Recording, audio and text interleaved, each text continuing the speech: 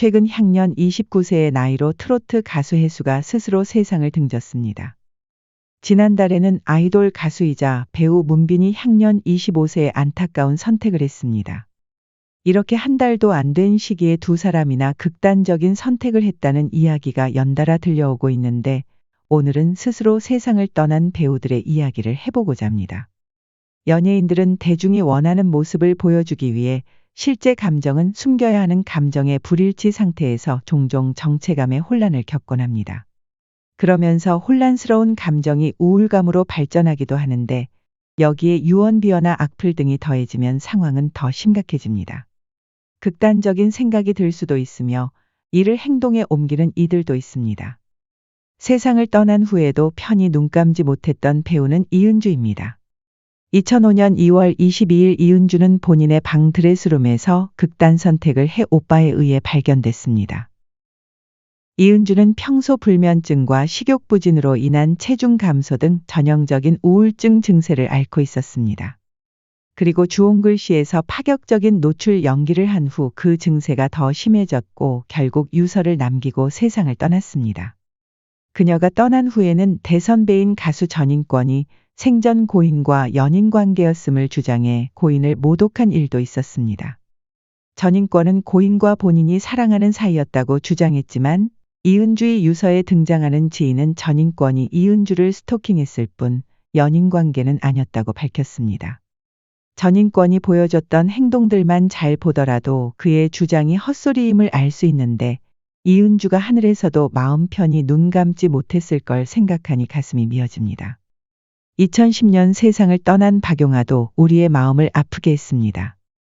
원조 한류 스타였던 박용아는 2010년 6월 30일 드라마 촬영을 앞두고 논현동 자택에서 주검으로 발견됐습니다. 오랫동안 앓았던 우울증이 극단적인 행동으로 이어진 것입니다. 고인은 생전 위암 투병 중이었던 아버지를 간호하면서 항상 미안해했다는데 여러 감정이 복받쳐 올라 충동적인 선택을 하지 않았나 싶습니다. 박용아가 떠난 후 한국은 물론 일본 전역도 슬픔에 빠졌습니다. 아들을 먼저 보낸 아버지는 4개월 만에 아들과 같은 납골당에 안장되었습니다. 마음 아픈 일은 이뿐만이 아닙니다. 고인이 떠난 지 일주일 만에 전 매니저 A가 박용아의 일본 계좌에서 2억 4천만 원을 빼내려고 시도했고 2,600만 원 상당의 유품을 훔쳐간 사실이 드러나며 충격을 안겼습니다. 유가족의 고발에도 그는 나는 그 돈을 인출할 권리가 있으며 박용아의 유품은 생전정이 있어서 그리운 마음에 가져간 것이라며 뻔뻔한 태도로 일관했습니다. 고인에 대한 예의를 조금도 찾아볼 수 없는 A의 행동에 모두가 분노하는 순간이었습니다. 2009년에는 배우 장자연이 극단적 선택을 하며 세간을 발칵 뒤집어놨습니다. 그녀는 세상을 떠나며 접대나 잠자리를 강요받아온 것을 포함해 그동안 당한 사실들과 관련된 사람들에 대한 목록을 남겼습니다. 이 장자연 사건은 당시 대한민국 정재계는 물론 연예계까지 발칵 뒤집어 놓았고 지금도 간혹 언급될 정도로 파급력이 매우 컸습니다.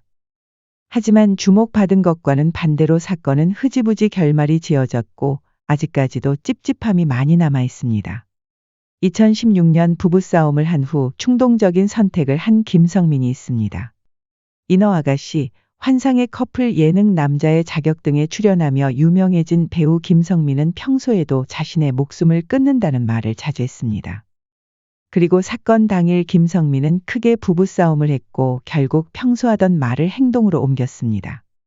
욕실에서 안타까운 선택을 해 발견된 김성민을 병원으로 옮겨졌으나 결국 뇌사 판정을 받았습니다. 2019년 호텔에서 주검으로 발견된 전미선도 스스로 세상을 등졌습니다. 전미선은 공연을 위해 머물고 있던 전주에서 동료들과 늦게까지 회식을 하고 새벽 1시쯤 호텔로 들어갔고 오전 11시 45분경 주검으로 발견됐습니다. 유서도 한 장 남기지 않았으나 외부의 침입 흔적이 발견되지 않은 점에서 전미선 스스로 그런 선택을 했다고 결론 지어졌습니다. 전미선은 당시 우울증을 오래 앓아왔던 것으로 알려졌는데 갑작스러운 비보에 모두가 놀랐습니다. 2019년에는 아이돌 가수 출신이자 배우 설리는 향년 25세에 스스로 생을 마감했습니다. 당시 그녀의 매니저는 심한 우울증을 앓고 있는 설리가 전날 6시 30분부터 연락이 되지 않는다고 경찰에 신고했고 경찰은 자택에서 주검이 된 설리를 발견했습니다. 설리는 생전 악성 댓글과 루머로 굉장한 고통을 받아왔습니다. 대인기피증과 공황장애까지 앓았고 참다 못해 활동을 잠정 중단한 적도 있었습니다. 당시 설리는 실제 인간 최진리의 속은 어두운데 연예인 설리로서 밖에서는 밝은 척해야 할 때가 많다.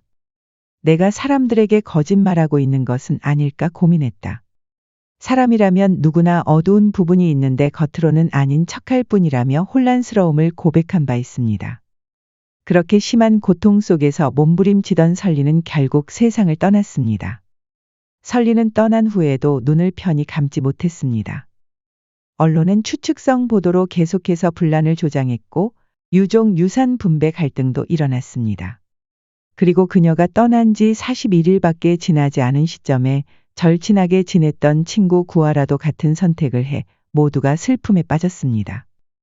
가수이자 배우였던 구하라는 2019년 11월 24일 청담동 자책 1층에서 주검으로 발견됐습니다. 연락이 닿지 않자 확인차 방문했던 가사도우미가 그녀를 최초로 발견했습니다. 현장에는 신변을 비관하는 내용의 메모가 있었고 이전에도 구하라가 극단 시도를 몇 번 했었던 게 함께 알려졌습니다.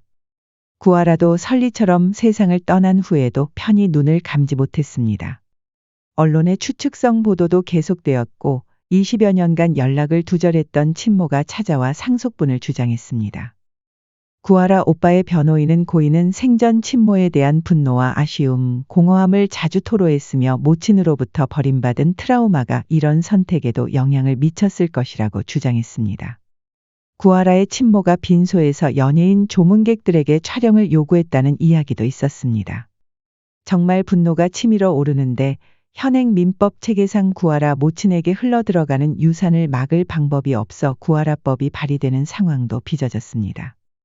2008년에는 안재환과 최진실이 연달아 극단적인 선택을 하며 세간을 발칵 뒤집어놨습니다.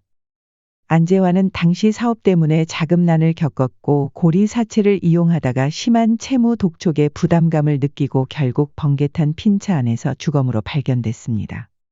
늘 밝아 보였던 안재환이 갑자기 세상을 떠나며 여러 사람이 고통받았습니다.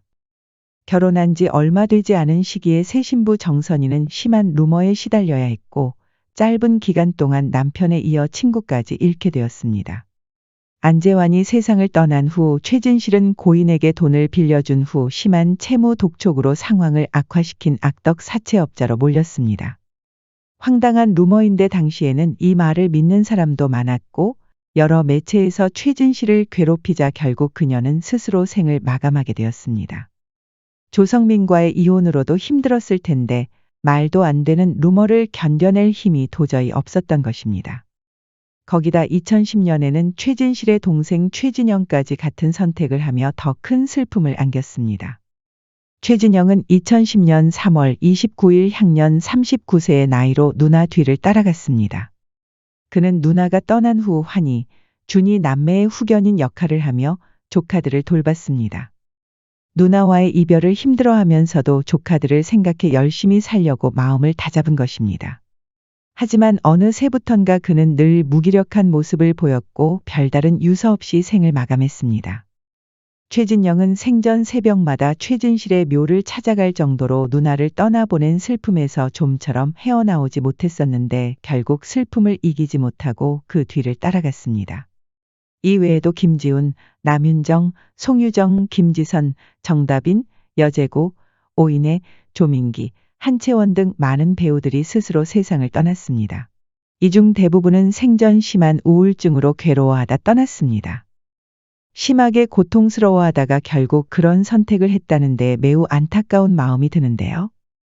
지금 있는 그곳에서는 어떤 괴로움 없이 평안하기만을 바라며 삼가 고인의 명복을 빕니다.